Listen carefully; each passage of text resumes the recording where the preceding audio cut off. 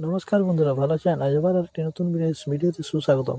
আজ নিয়ে এসেছি গাধার কাছ থেকে শেখা 3টি গুণ বদলে দিতে পারে আপনার জীবন। চাণক্য নীতির অবিশ্বাস্য সত্য কাহিনী। চলুন জেনে নাও গাধার কাছ থেকে শেখা 3টি গুণ কি কি। আচার্য চাণক্য যার নীতিবাক্যগুলি আজও সফল ও কূটনীতির সমার্থক, শুধুমাত্র তার নিজের জোরেই এক সাধারণ চন্দ্রগুপ্ত মৌর্য ভারতের সম্রাট হয়েছিলেন। কিন্তু আপনি কি জানেন, এই মহামতি চাণক্য তার এই এক নীতিকে এমন কয়েকটি প্রাণীর কথা উল্লেখ করেছিলেন যার 3টি বিশেষ গুণ অনুসরণ করলে জীবনে যে কোনো ক্ষেত্রে নিশ্চিত সাফল্য লাভ করা যায় যায় হ্যাঁ, আমরা গাধার কথাই বলছি। শুনতে অদ্ভুত লাগলেও চাণক্য নীতি অনুসারে গাধার মধ্যে এমন কিছু অসাধারণ গুণ রয়েছে যা আমাদের সাফল্যের শীর্ষে পৌঁছে দিতে পারে। কৌতূহল জাগা নিয়ে এই নীতিতে আসল কি বলা হয়েছে তা জেনেই নেওয়া যাক। চাণক্য নীতি সেই শ্লোক ও তার গভীর অর্থ। আচার্য চাণক্য তার শ্লোকে গাধার সেই গুণগুলি বর্ণনা করেছেন।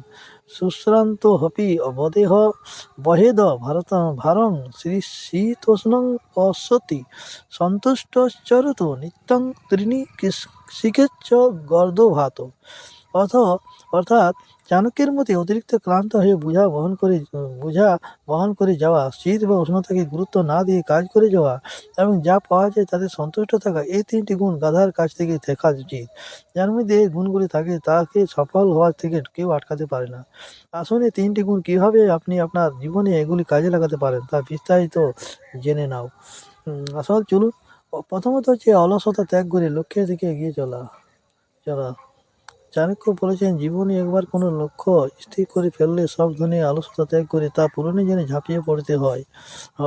ঠিক যেমন একটি গাধা যতই ভারী বোঝা বহন করুক না কেন, সে তার নির্দিষ্ট গন্তব্যে না পৌঁছেই থামে না। পথে আসা সমস্যা নিয়ে চিন্তা না করে যে ব্যক্তি শুধু নিজের লক্ষ্যের দিকে মনোনিবেশ করে সেই শেষ পর্যন্ত সফল হন। দ্বিতীয়ত, প্রতিকূলতা উপেক্ষা করে কাজ জারি রাখা। যখন আপনি কোনো বড় সাফল্যের জন্য চেষ্টা করেন তখন পথে অনেক বাধা সমস্যা আসবে, কিন্তু চাণক্যের পরামর্শ সেই বাধাগুলির দিকে মনোযোগ না দিয়ে কেবল এগিয়ে যান।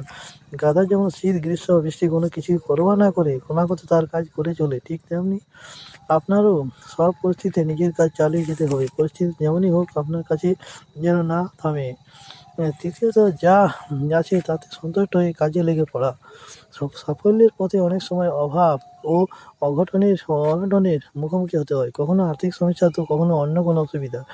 এমন পরিস্থিতি আচার্য চাণক্য শেখাচ্ছেন যে জীবন চলার পথে যা কিছু সুবিধা ও সুযোগ আসবে তাতেই সন্তুষ্ট থাকবে এবং নিজের লক্ষ্যের দিকে এগিয়ে যেতে হবে।